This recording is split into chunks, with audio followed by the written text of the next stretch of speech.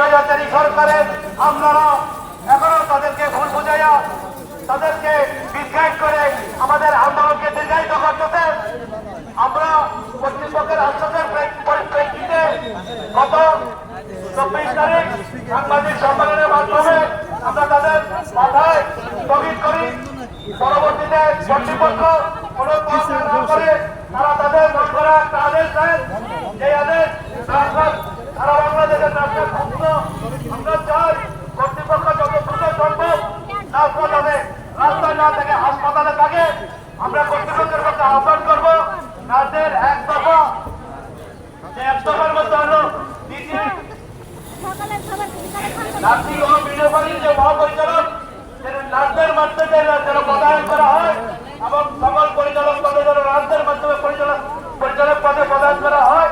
কর্তৃপক্ষ যদি গরিবসী করে তাহলে আজকে 4 ঘন্টা কালকে 5 ঘন্টা পরবর্তীতে শাটডাউন করার চিন্তা ভাবনা করতেছি।